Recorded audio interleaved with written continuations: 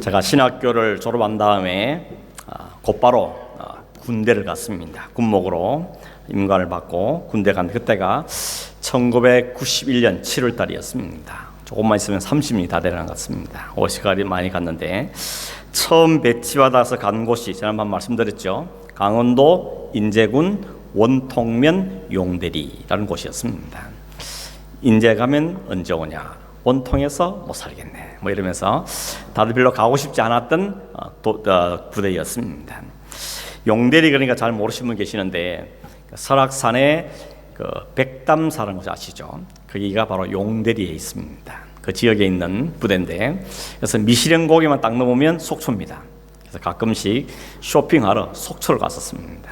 거기가 더 가까웠기 때문에 그걸 간 적이 있습니다. 서울에서 출발한 버스가 꼬불꼬불, 그 당시만 해도 첩첩산중에 중간중간 비포장도로도 있고 그런 도로 몇 시간을 달려서 부대에 도착했는데, 그날따라 비가 부슬부슬 내리고 한참 훈련 중이어서 군인들이 다 얼굴에 시커멓게 해가지고는 막 돌아다니는 그런 시기였습니다. 그 분위기가 아주 스산하다 그러죠. 스산한 분위기였습니다. 그때를 잊을 수가 없는데, 부대 배치를 받아서 간지 6개월 만에 전방 후방 교대라 그래가지고 우리 부대가 전방 그 산꼭대기에 있는 철책 부대로 올라갔습니다. 그래서 철책을 지키는 부대로 올라가게 되었습니다. 기억 남는 게 눈이 그렇게 많이 왔어요. 1m 이상씩 쌓이는 눈이, 해마다 이렇게 눈이 많이 쌓이더라고요. 눈만 오면 우리 병사들은 아무 일도 안 합니다. 그냥 눈이 너무 많이 오니까 북쪽으로 넘어가는 사람도 없고 너무 올라옴도 없고 그냥 내비두고 그냥 어쩐지 먹고 살아야 되니까 길 뚫는 게 최고의 관심이었습니다. 길이 안 뚫리면 헬기로 부식이 오기도 하고 이렇게 사는 곳이었습니다. 한 번은 눈이 엄청 많이 와서 한 2주간 동안 길이 막혀서 올라가지도 못하고 내려가지도 못하는 그런 상황이었습니다. 그때 제가 군목으로서 아주 기특한 생각을 하나 했습니다. 뭐였는가 하면, 이 길 뚫리면 그래서 내가 제일 먼저 올라가가지고 이 군대를 한 바퀴 쫙 돌면서 기도도 해주고 그러면 좋겠다. 이 군목으로 사명감을 가지고 한번 해봐야 되겠다. 그런 생각을 했습니다. 그래서 우리 군종교회랑 둘이서 같이 커피포트에게 물 끓여가지고 커피 들고 산을 다니면서 소초라 그러죠. 초소마다 가면서 예배도 드리고 또 교육도 하고 또 위분도 하고 이러면서 한 일주일 이렇게 잘 지냈습니다. 나름 보람 있는 시간을 가지고 좀 그렇게 내려왔는데, 내려온 그 다음날 부대에 사고가 났습니다. 제일 끝에 있는 조소에 있는 병사 하나가 삶을 비관하고 총으로 자기 목을 쏘아서 자살을 한 겁니다. 그래서 부대가 발칵 뒤집혔죠. 더군다나 그 병사가 기독교인이었습니다. 거기다가 목사가 그 전망을 다 한 바퀴 훑고 내려왔는데 어떻게 이런 사고가 나냐, 이래가지고 분위기가 완전히 엉망이 된 것이죠. 목사로의 체면이 말도 아니고 또 하나님의 이름이 영광을 가릴 것 같은 이런 상황이, 악화된 상황이 벌어지고 말았습니다. 며칠 후에 대반전이 일어났습니다. 그게 뭔가 하면, 부대가 이제 막 조사를 해보니까 그 병사가 누군지 상황이 어땠는지 막 조사해보니까 하필이면 그 목사님이 거기 가서 부대 교육하고 유문하고 상담하고 그럴 때 그런 없었다는 겁니다. 그러니까 마침 그 자리에 없었다고. 그래서 그 지휘관이 뭐라는가 하면, 그때 그 녀석이 그 자리에 있었으면 그가 은혜를 받고 말이야 그런 일을 안 했을 텐데 거기 없어서 문제가 생긴 거라고. 그런다면은 앞으로 목사님이 교육하면 한 명도 예례시키지 말고 다 교육을 참 시키라고 이렇게 지시를 하게 된 거죠. 이걸 우리가 전화위복이라 그러죠. 그때 와, 살았다 이런 생각이 들었습니다. 안 그러면 그때 옷 벗었을 텐데, 그러면 오히려 그때 어떤 생각이냐면, 지금 생각해도 이게 하나님께서 도와주신 거다. 하나님께서 그 상황을 역전시켜서 오히려 군목으로서도 군성교를 위해서 더 열심히 할 수 있도록 기회를 주셨구나. 지금도 그렇게 생각하고 있습니다. 이걸 반전이라 그러죠. 제가 이해한 이유는 뭔가 하면, 우리가 살다 보면 이런 일들을 종종 경험합니다. 너무 힘든 상황이고 어려운 상황이었는데 하나님께서 개입해 주셔가지고 그 오히려 역전돼서 하나님의 은혜를 더 누리게 되는 그런 일들을 경험하게 되는 것입니다. 아마 여러분 삶에도 다 있을 겁니다. 기억 못하면 이유는 뭔가 하면 없어서가 아니고 그런 영적인 민감이 없기 때문에 그런 겁니다. 하나님이 도우시는 불고 그때 때가 돼서 그랬겠지, 우연히 됐겠지, 이런 생각도 하기 때문에 캐치를 못하는 것입니다. 우리의 신앙의 삶이라는 것은 하나님이 우리 삶 가운데 역사하는 것을 그걸 잘 캐치해내는 게 믿음의 삶인 것입니다. 오늘 이야기를 드린 이야기는 오늘 성경의 본문을 보면 제가 소개된 이 한 가지 에피소드는 비교가 안 될 만큼 정말 기가 막힌 하나님께서 놀랍게 역사하신 하나님의 일하심이 이 오늘 사건 속에 기록되어 있습니다. 출애굽기 2장에는 모세가 태어난 이야기죠. 모세가 출생한 이 작은 이야기 속에 사실은 엄청난 비밀들이 담겨 있습니다. 특별히 하나님께서 우리 인간들 가운데 어떻게 개입하시고 역사하시는가 하는 것이 이 요셉의 출생의 이야기 속에 담겨 있는데, 오늘 이 잘 아는 이야기지만 이야기 다시 한번 좀 더듬어 보면서 하나님 어떤 하나님인가 하는 것을 살펴보는 시간이 되기를 바랍니다. 1절에 보면 이렇게 시작하죠. 레위 가족 중 한 남자가 레위 여자에게 장가들어 아들을 낳았다, 이렇게 이야기합니다. 그 아들이 누구죠? 모세죠. 모세라는 이름이 뒤에 나옵니다. 여기 보면 그 모세의 아버지는 누군지, 어머니 누구지 이름은 없죠. 그러나 6장 20절에 가면 그 아버지 이름이 아므람이고 그 어머니의 이름은 요게벳입니다. 이름이 있음에도 불구하고 왜 여기에는 그냥 레위 남자, 레위 여자 이렇게 이야기하고 있을까? 이름은 왜 안 바뀌었을까? 그 이유는 뭔가 하면, 모세 이름 바뀐 이유는 뭔가 하면 초점을 안 흐리려고 하는 겁니다. 포커스를 딱 맞추기 위해서 하나님이 지금 우리에게 보여주는 포커스 어디 있는가 하면 모세입니다. 거기에 초점을 잘 맞추기 위해서 다른 이름들은 이름을 쓰지 않고 있는 것을 보게 되는 것입니다. 여러분, 레위 가정에 태어난 아들이면 레위 사람이죠. 레위 사람의 말은 이스라엘 사람의 말이고, 다시 말하면 히브리인이라는 이야기입니다. 그런데 애굽의 바로 왕이 어떤 명령을 내렸죠? 이스라엘 집에 태어난 아이, 히브리인 중에 사내 아이가 태어나면 반드시 나일강에 버리라는 겁니다. 그게 왕의 명령이었습니다.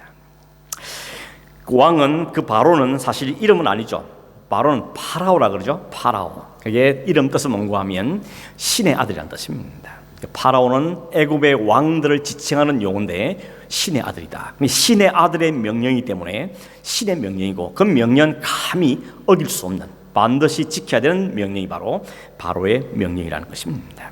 그렇기 때문에 지금 이게 태어난 이 아이는 태어나면서부터 죽을 수밖에 없는 운명에 찬 아이다, 이렇게 이야기할 수 있겠습니다.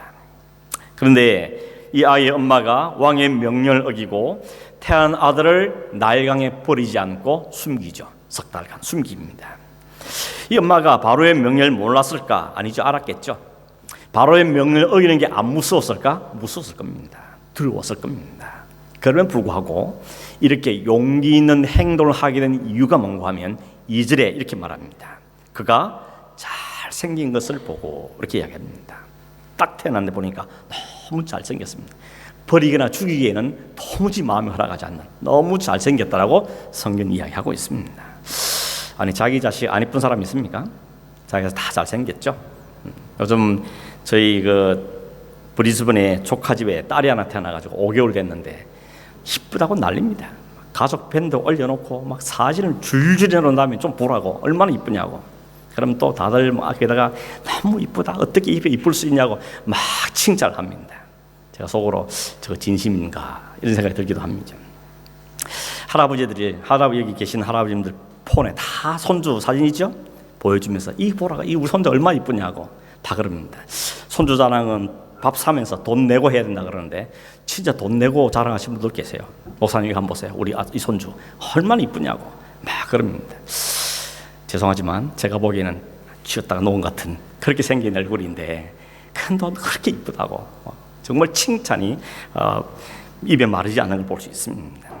근데 여러분, 모세는 모세의 부모의 주관적인 눈에만 잘생긴 건 아니고 다른 사람 보기에도 잘생긴 것 같습니다. 어떻게 알 수 있는가 하면 이 모세를 처음 본 사람이 누구죠? 바로의 딸이었죠. 바로의 딸이 목욕하러 나일강에 갔다가 갈 때 밭에 상자 하나 있는 걸 봤죠. 그래서 가져오라 그런 다음에 그 열어보니까 아이가 들어있습니다. 이 아이가 갑자기 문을 여니까, 뚜껑을 여니까 울었겠죠. 근데 그 아이를 볼 때 너무 잘생긴 겁니다. 너무 잘생겼습니다. 딱 보니까 이거는 히브리 아이입니다. 왜냐하면 물론 피부색도 다를 거고 생김새가 이미 다르거든요. 애국 사람하고 이스라엘 사람은 다르게 생겨 있습니다. 딱 보니까 히브리 사람입니다. 그런데도 불구하고 그 아이를 버리지 않죠. 살리지 않습니다. 왜냐하면 그 아이가 너무 이쁘다는 것입니다. 너무 잘생겼다는 것을 알 수 있습니다. 아버지 바로 왕이 히브리 사내 아이는 반드시 버리라고 했는데 이 딸이 그 명령을 어기고 그 아이를 키우기로 작정합니다. 왜냐하면 너무 잘생겼다는 것이죠. 여러분, 만약에 잘 안 생겼으면 어떻게 했을 것 같습니까?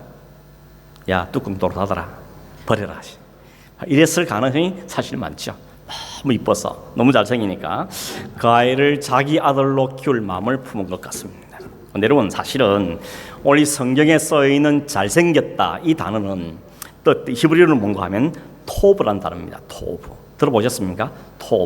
토브라는 단어는 굿입니다. 영어로는 굿이라고 되어 있습니다. 이 단어가 제일 먼저 쓰인 곳은 어딘가 하면 창세기 1장입니다. 창세기 1장에 하나님이 천지를 만드실 때 어떻게 만드시죠? 말씀으로, 그렇죠? 빛이 있으라, 궁창이 있으라, 땅이 드러나라 말씀하시니까 하나님 말씀대로 되었고 하나님 보시기에 좋았더라. 굿, 이게 토브입니다. 그게 말하는 게 좋았다, 토브라는 단어입니다. 그렇기 때문에 하나님께서 말씀하신 대로 되었을 때, 하나님이 계획하고 하나님이 디자인하고 하나님이 원하는 대로 되었을 때 성경은 그걸 토브라고 이야기합니다. 그런 의미에서 모세의 출생이 왜 토브가 되느냐? 하나님의 계획에 의해 태어난 아이거든요. 하나님께서 말씀하신 이스라엘을 구원하실 그 일을 감당할 아이가 태어난 겁니다. 그래서 이 아이는 토브인 거죠. 그런 의미에서 잘생겼다고 이야기하는 것입니다. 히브리 11장에 보면 모세의 부모가 그 모세가 태어났을 때 뭐라고 말하는가 하면 믿음으로 아름다운 아이를 보았다 이렇게 말합니다. 여기 포커스 어디 있는가 하면 강조점 어디 있는가, 액센트가 아름다운 아이의 액센트가 있는 게 아니고 믿음으로 보았다는 데 액센트가 있습니다. 부모가 물론 생기기도 객관적으로 잘 생겼겠지만 그러나 이 부모가 어떤 마음으로 보았다고요? 믿음으로 보았다는 겁니다. 이 아이를 통하여서 하나님께 하실 일을 믿음으로 보았다는 거죠. 그래서 이 아이는 토브인 겁니다. 하나님의 계획을 이루실 아들, 하나님의 뜻을 이루실 아들, 하나님 태어나게 해서 이 아이를 통해서 뭔가 이루실 거다 하는 그 믿음을 갖고 그 아이를 보았다는 겁니다. 그래서 왕의 명령을 무서워하지 않는 겁니다. 왕의 명령 무섭죠. 그러나 그 왕의 명령보다는 이 아이를 통해 행하실 하나님이 하실 일을 보았기 때문에 그는 그 아이를 숨기겠다는 것입니다. 하나님의 뜻에 순종했다는 것이죠. 그런 점에 여러분의 자녀들을 믿음의 눈으로 보기를 바랍니다. 다른 아이들 비교하지 말고, 쟤들은 공부를 저렇게 잘하는데, 쟤는 저렇게 좋은 대학 가는데, 쟤는 저는 좋은 직장 가는데, 이렇게 비교하지 마시고 하나님께서 허락하신 그 믿음의 관점으로 잘 보십시오. 그러면 다 토브입니다. 이 아이를 통해 하나님 어떤 일을 행하실까 참 기대가 된다. 하나님 아이를 통해 어떤 일을 행하실까 난 참 기도하고 기대가 된다. 이런 마음을 가지게 되어지는 것입니다. 근데 우리 3절에 보면 더 이상은 숨길 수 없게 되었다라고 말하죠. 그렇겠죠. 아이가 점점 커가니까 울음소리도 막 우렁차게 날 거고, 또 아이가 가만히 있습니까? 막 돌아다니니까 아이가 안 돌아다니는 아이가 아니죠. 온 돌아다닙니다. 그러니 그 아이를 도저히 숨길 수가 없게 됐다는 겁니다. 그 기간이 얼마나 그럽니까? 3개월. 딱 3개월입니다. 이 3개월이라는 것은 90일이라는 의미보다는 이게 인간의 한계를 이야기하는 것이죠. 아무리 부모가 아이를 숨겨서 아이를 살리고 애를 써도 그 기간은 3개월밖에 안 되다는 것입니다. 인간의 한계가 있다는 이야기를 하는 것이죠. 그 한계 속에 있다는 것입니다. 여러분, 인간의 능력은 한계가 있죠. 뭐나 다 할 수 있습니까? 한계가 있는 정도가 아니고 모든 게 한계죠. 한계 부딪힐이 얼마나 많습니까? 그런데 자신의 한계를 안다는 것은 부끄러운 일은 아닙니다. 내 한계가 여기구나, 이걸 아는 게 부끄러운 일이 아닙니다. 한계를 잘 알면 오히려 이 한계 안에서 내가 할 수 있는 최선을 다해 내 한계를 벗어난 일에 대해서 어떻게 대처해야 될 것인가 라고 자신이 할 수 있는 일과 해야 할 일들을 구분짓는 일이 생기는 것이죠. 지난주를 칼럼에서 썼지만 우리의 바운다리라는 게 있습니다. 부모로서, 자녀로서 뭐 이런 자기 나름의 바운다리인데 이 바운다리를 잘 알고 그 안에서 내 능력을 최대한 잘 발휘하고 섬기는 것이 중요하죠. 그 벗어나면 어떻게 됩니까? 벗어난 일은 어떻게 하는 게 좋을지를 잘 생각하고 그걸 잘 맡기는 게 필요한 것입니다. 오늘 성경에 모세의 부모는 어떻게 했습니까? 자기들의 한계는 딱 석 달인 걸 알았습니다. 그 이상은 우리가 할 수 없는 영역이구나, 그걸 안 겁니다. 어떻게 대처하죠? 성경을 보니까 하나님께 맡기는 겁니다. 우리의 한계를 벗어났기 때문에 이제는 하나님께 의지할 수밖에 없습니다. 하나님이 도와주셔야 될 영역입니다 라고는 그 아이를 하나님께 맡기게 되는 것입니다.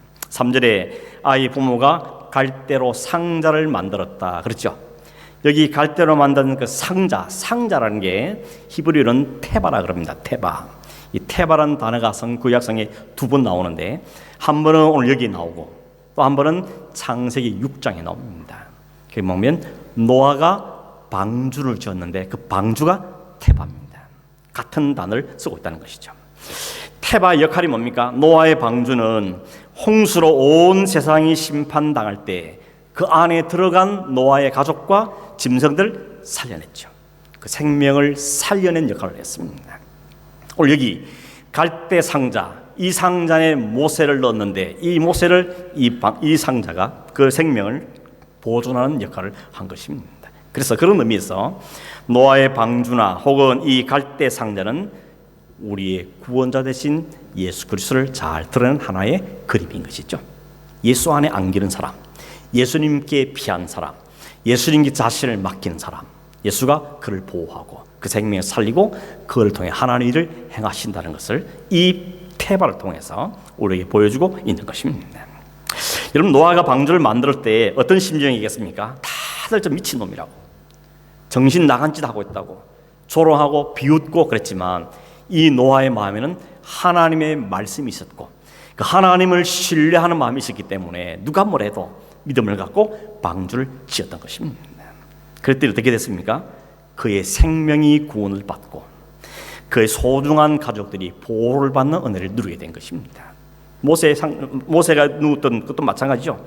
모세의 부모들이 자신들의 한계를 인정하고 그 한계에 대해서 불평하거나 원망하거나 좌절하지 않고 오히려 하나님께 잘 맡겨드려서 갈대 상자에 그 아이를 넣었더니 하나님이 그 아이를 지키고 보호해 주셨던 것입니다. 뭐가 생각나십니까? 하나님을 의지한다는 것, 하나님을 신뢰한다는 것이 이렇게 중요한 것입니다. 하나님을 신뢰하지 못하고 여전히 내가 이 문제를 해결해 보겠다고 온갖 수단 방법을 다 동원해서 하면 그게 성공하는 게 아니고 본인만 힘든 겁니다. 상처만 커집니다. 좌절감은 더 느끼게 되는 것이죠. 그러나 하나님께서 맡기신 일에 하는 게 중요한 것입니다. 혹 우리가 이런 노래를 합니다. 어떤 사람이 딱 서 있고 뒤에 한 사람이 서 있습니다. 그리고 앞에 사람이 뒤로 눕습니다. 뒤에서 받아주죠. 해보셨습니까? 어떤 사람은 절대 안 눕는 사람이 있죠. 아무리 뒤에서 혼자 불안하면 둘이 셋이서 막 서서 받아준다 그래도 절대 못 넘어가는 사람도 있습니다. 아마 이 중에도 그런 분 있을지 모르겠습니다. 사람은 그럴 수 있죠. 내 몸무게를 저 사람이 다 감당해낼까 뭐 이런 불안이 생긴다든지 혹시라도 실수하면 내가 머리 깨질 텐데 뭐 이런 염려가 될 수도 있겠죠. 그러나 하나님께 자신을 맡기는 사람은 그 어쩔 수 없는 것입니다. 왜냐하면 하나님은 인간이 아니시기 때문에. 하나님 인간과 달리 우리가 염려할 분이 아니기 때문에 그렇습니다. 나는 할 수 없지만 하나님 다 하실 수 있고 나는 모르지만 하나님 다 아시고 나는 한계가 있지만 하나님은 한계가 없으신 분이시고 나는 실수하지만 하나님은 실수하지 않는 분이시며 나는 쉽게 변질되지만 하나님은 변질되지 않는 분이기 때문에 우리의 신뢰의 대상이 바로 그런 분이라는 것입니다. 그러므로 그 하나님께 온전히 자기를 맡기는 것이 지혜로운 사람인 것이죠. 여러분, 이 하나님을 아시길 바랍니다. 이 하나님을 신뢰할 수 있길 바랍니다. 이게 믿음이죠. 믿음이라는 것은 그냥 포기하는 게 아닙니다. 믿음은 그냥 막연한 기대도 아닙니다. 믿음은 어쩔 수 없으니까 그저 기대해 보겠다, 그게 아닙니다. 믿음이라는 것은 하나님에 대한 소망이고 확신인 것이죠. 오늘 이 사절에 보면 그 누이가 어떻게 되는지를 알려고 멀리 서 있었다 그렇게 말하죠. 갈대 상자를 나눈 다음에 그냥 버린 게 아닙니다. 에이, 될 대로 되라, 모르겠다, 이제 우리 손 떠났다, 이게 믿음이 아니고 어떻게 되는지를 지켜보고 싶다는 것입니다. 하나님께 맡겼는데 하나님이 이 일을 어떻게 처리하시는지 본다는 겁니다. 지켜보고 싶다는 것이죠. 그렇게 하나님께 맡겼더니 하나님 어떻게 일하셨습니까? 자신들의 한계를 인정하고 도저히 우리의 능력에 벗어난 거기 때문에 하나님께 맡기면 하나님을 신뢰하며 하나님 어떻게 하시는지 지켜보는 그에게 하나님 어떻게 하셨습니까? 한마디로 기가 막힌 방법으로, 도저히 꿈도 꿀 수 없는 놀라운 방법으로 하나님 그 아이를 책임져 주셨다는 것입니다. 살려내셨습니다. 보호해 주셨습니다. 뿐만 아니라 그 아이를 통하여 하나님 말씀하시던 역사와 계획을 이루어 가시는 것을 그 부모가 앞으로도 계속 지켜보게 되는 것입니다. 하나님께서 하나님의 기가 막힌 생명을 살리는 그 이 역사의 현장에 누구를 동원하죠? 바로의 딸을 동원합니다. 이게 참 아이러니 아닙니까? 아버지는 모든 힘을 다 죽이라고 명령했는데 그 명령을 깨뜨린 사람이 그 딸이었습니다. 딸이 그 아이를 살립니다. 구원자를 살립니다. 장자 이스라엘 민족을 구원할 그 아이를 이 딸이 살리고 있는 것입니다. 1장에서는 산파들이 살렸죠. 미드와이프들이 살렸습니다. 다 죽이라 그랬는데 그 아이를 살려냈던 것입니다. 모두 공통점은 여자들입니다. 여자들이 그래서 위대한 거죠. 여자들의 믿음이 더욱더 위대한 것입니다. 세상은 그렇게 말할지 모릅니다. 왜 하필 바로의 딸이 그 타이밍에 목욕을 갔을까? 왕궁에 목욕할 만한 곳이 없었을까? 이게 우연의 일치일까? 아니면 기가 막히게 이 아이가 운이 좋았구나. 세상은 그렇게 말할지 모릅니다. 그러나 우리는 알죠. 거기에 하나님이 개입하신 겁니다. 하나님이 그 타이밍에 적절하게 하나님이 개입하셔서 이 아이를 살려내신 겁니다. 더군다나 바로의 딸이 상자를 열어보고 아이가 울 때에 그 마음속에 불쌍히 여기는 마음이 생겼다고 그랬습니다. 이 공주가 워낙 마음이 심성이 착해가지고 아이를 불쌍히 했을까? 아니면 워낙 원래부터 아이를 너무 이뻐한 사람이기 때문에 아이를 보자마자 이 아이를 내가 키워야 되겠다라는 생각을 가졌을까? 이런저런 말할 수 있을지 모르지만 그러나 우리는 압니다. 하나님이 간섭하셨구나. 하나님이 보냈었구나. 하나님이 이 아이를 위해서 그 바로의 딸을 거기에 보낸구나. 우리는 아는 것입니다. 그리고 하나님 그 마음속에 불쌍히 여기는 마음을 집어넣으신 거구나. 하나님이 간섭하시고 하나님이 일하시고 하나님 역사하시다는 것을 우리는 알고 있는 것입니다. 아마 여러분도 그런 경험들을 하신 적이 있을 겁니다. 나도 모르게 하나님 내 마음속에 마음을 넣어주셔서 평소에 할 수 없는 일들이 있는데 내 일을 하게 한다든지 그 마음이 생긴다든지 하나님이 개입하신 것이죠. 눈에 보이는 이런 이상한 기적 아니라도 하나님 우리 안에 여전히 기적적으로 역사하고 계십니다. 여러분 내 마음 바뀌게 기적 중의 기적입니다. 교회는 교자도 모르는 사람에게 교회에 앉아있다는 게 기적입니다. 누가 한 겁니까? 부인이? 친구가? 물론 통해서 했겠죠. 그러나 하나님께서 이래 했다고 우리는 분명히 믿는 것입니다. 하나님께서 하셨다는 것입니다. 하고 계시는 것입니다. 여러분 하나님이 오묘하신 일하심에 또 한 명 등장한 여자가 있습니다. 모세의 누나죠. 그 모세의 누나가 가만히 지켜보니까 그 바로의 딸이 자기 동생 상자를 열었습니다. 그래서 막 쏜사까지 달려가죠. 그런 이야기합니다. 공주님, 내가 당신을 위해서 히브리 여인 중에 유모를 데려다가 이 아이를 위해서 저를 먹이 하면 좋겠습니까? 물었죠. 이 지혜가 어디서 났겠습니까? 하나님 그 마음속에 지혜를 주신 것이죠.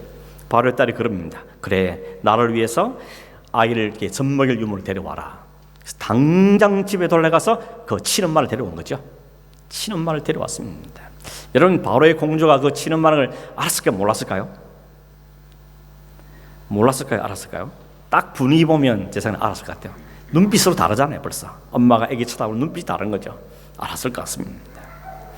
근데 여러분 이들이 나눈 대화를 보면 이렇습니다. 모세의 누나가 바로의 딸에게 말하기를 내가 당신을 위해서 유모를 데려가 젖을 먹이 할까요? 그 당신을 위해서 그럽니다. 이 바로의 딸도 뭐랍니까? 가서 나를 위해서 아기의 젖을 먹이라 라고 말합니다. 그러니까 겉으로 보기에는 이 모든 일이 바로의 딸을 위해서 바로의 딸의 그 아들을 위해서 일이 진행된 듯 보이죠. 실제는 어떻습니까? 바로의 딸을 위해서가 아니고 하나님의 계획이 이루어지는 것이죠. 이게 믿음의 눈이 없으면 볼 수 없는 상황인 것이죠. 하나님께서 하나님의 백성들을 구원하시는 계획을 이루기 위해서 하나님의 사람을 위해서 일을 이행하고 있는 것입니다. 더군다나 여러분 이 모세의 어머니가 아침 저녁으로 왕궁에 출퇴근하면서 젖먹인 게 아닙니다. 어떻게 하죠? 데려가서 아이를 젖먹여서 기른 다음에 다시 내게 보내라. 그래서 데려간 겁니다. 얼마나 길었습니까? 10절에 보면 아이가 자라매 바로의 공주가 자기 왕궁에 데려가서 자기 아들로 삼았다 그랬습니다. 대개 문헌에 보면 3년 혹은 어떤 분은 7년까지도 보는 게 있습니다. 3년 내지 7년 동안의 유모가 필요한 기간이다 이렇게 보입니다. 여러분 3년 동안 데려가서 그 아이를 젖을 먹입니다. 젖만 먹었겠습니까? 특히 그 젖이 어떤 젖입니까? 어머니의 사랑이 담겨있고 영양분 최고의 젖이 아니겠습니까? 그걸 3년 동안 잘 먹였더니 이 아이가 토실토실하게 건강하게 잘 자라게 된 거죠. 엄마의 사랑에 충분한 그 영양분이 최소한 3년은 제공돼야 되는데 이게 6개월밖에 지원 못 받으니까 180이 안 되고 아직 여기 있는 겁니다.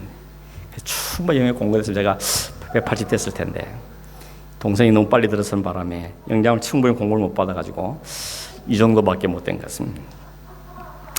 모세는 친어머니의 젖을 먹으면서 친부모 안에서 3년을 길러받았습니다. 이 유모의 역할은 젖만 먹는 게 아닙니다. 아이에게 필요한 것을 교육시키는 것도 역할이 되어 있습니다. 그런 책 제목이 있죠. 내가 배워야 할 모든 일은 유치원 시절에 다 배웠다. 그런 책 아시죠? 모르십니까?